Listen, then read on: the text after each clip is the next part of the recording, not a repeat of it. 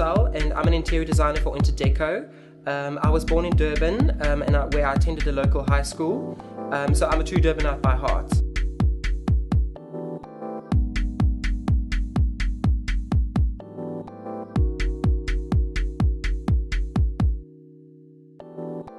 I've always been very lucky to have a talented and creative family with a wonderful group of friends, also very creative.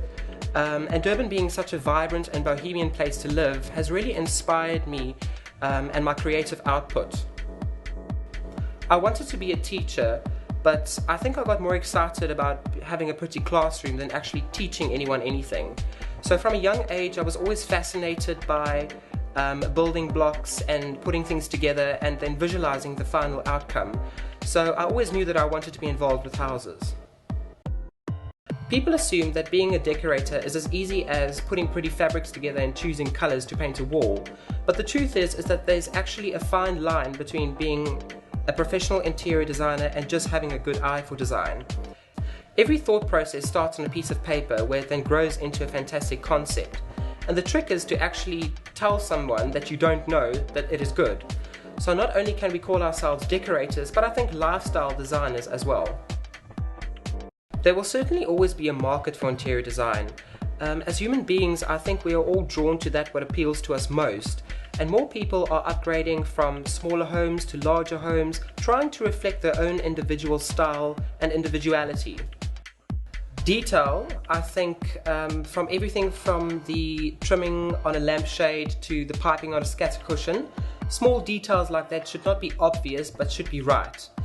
And then of course I think scale and proportion, as they both relate to size and shape, and then colour, which of course enhances the atmosphere of a room. You can go far in this industry if you have a good clientele, often consisting of people that come back after a number of years, and then you're more than likely to survive forever. I find that people like consistency and always ask the same questions, but as an interior designer it's important to express individuality to each client as an individual. I don't think finding inspiration is all that hard.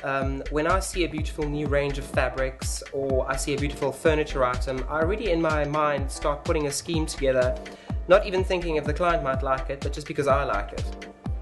I love to look at interior books and magazines and often finding ideas at places that I visit, thinking how I would do it my way. Each project starts with the briefing of a client, basically where we get to know one another.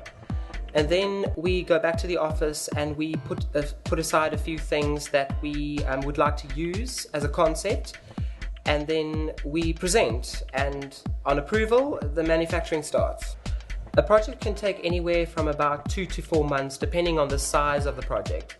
And once everything in the quotation is ready for delivery, we spend time putting it all together and then hand over on the completion. I'm very fortunate to have been involved with projects not only locally but also overseas. And some of the highlights being working with clients in America, England, Israel, and recently finalizing a job in the Seychelles. The right college is very important because it gives you the good grounding that you need to start off with, because without the good grounding later on, I think you'll tumble and fall.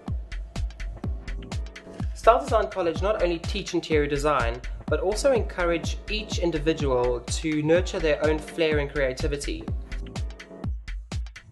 They also taught me the practical skills that's necessary to translate those design ideas into reality. Students trying to kickstart their careers should really try and get jobs, even as volunteers, because experience does enhance you as a person and will look good on your CV. To be an interior designer is to be full of creativity and artistic vision. However, you must be able to clearly relate your ideas to others. So always remember that you're only as good as your last job, and no matter how small, make it count.